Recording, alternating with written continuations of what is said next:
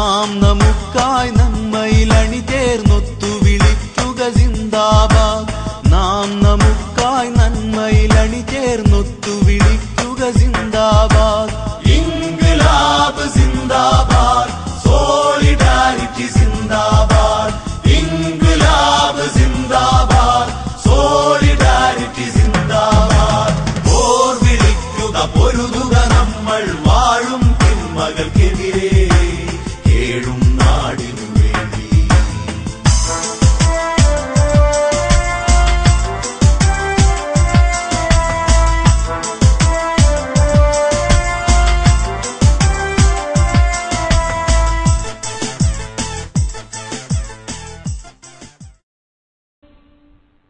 ജമാഅത്തെ ഇസ്ലാമി കേരളത്തിന് മഹത്തായ ഒരു സംഭാവന നൽകി.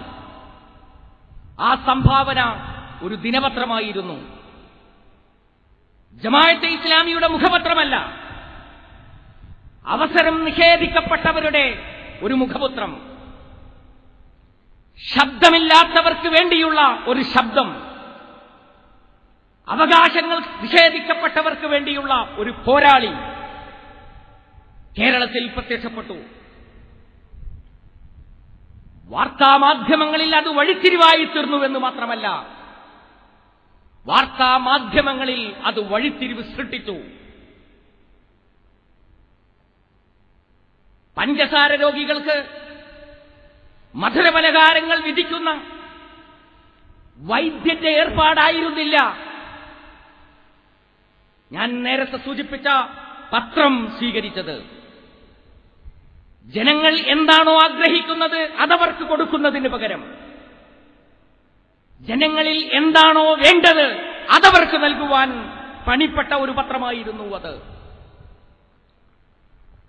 കേരളീയ സമൂഹം അത് ഹൃദയത്തിൽ സ്വീകരിച്ചു. അതിനുശേഷം ജമാഅത്തെ ഇസ്ലാമി നൽകിയ ഒരു സംഭാവനയാണ് സോളിഡാരിറ്റി. സോളിഡാരിറ്റി നേടിയെടുത്തിട്ടുള്ള വ്യക്തിത്വവും സ്വാധീനവും എന്ന് ഞാനിവിടെ വിശദമാക്കാൻ ഉദ്ദേശിക്കുന്നില്ല. അതിന്റെ നേതാക്കൾ അതിനെക്കുറിച്ച് സംസാരിക്കും എന്ന് ഞാൻ കരുതുന്നു. പക്ഷെ ഇനിയും ജമാഅത്തെ ഇസ്ലാമി മുന്നോട്ട് പോവുകയാണ്.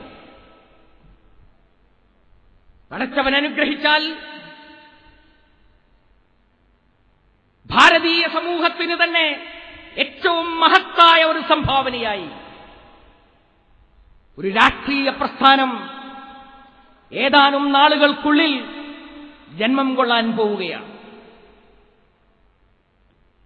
ജമാഅത്തെ ഇസ്ലാമി ഒരു രാഷ്ട്രീയ പ്രസ്ഥാനമായി തീരുകയല്ല ചെയ്യുന്നത്. ഈ രാജ്യത്ത് കഷ്ടപ്പെടുന്നവർക്ക് വേണ്ടി, അവശത അനുഭവിക്കുന്നവർക്ക് വേണ്ടി, അവകാശങ്ങൾ നിഷേധിക്കപ്പെട്ടവർക്ക് വേണ്ടി, നമ്മുടെ രാജ്യത്ത് ജനാധിപത്യ സമ്പ്രദായം നിലനിർത്തണമെന്ന് ആഗ്രഹിക്കുന്നവർക്ക് വേണ്ടി, നമ്മുടെ രാജ്യം നിലകൊള്ളുന്ന നാനാത്വത്തിൽ ഏകത്വമെന്ന ബഹുസ്വരതയെ സർഗാത്മകമായി പരിപോഷിപ്പിക്കണമെന്ന് ആഗ്രഹിക്കുന്നവർക്ക് വേണ്ടിയുള്ള ഒരു രാഷ്ട്രീയ പ്രസ്ഥാനം ജമാഅത്തെ ഇസ്ലാമി പ്രമോട്ട് ചെയ്യുവാൻ പോവുകയാണ്.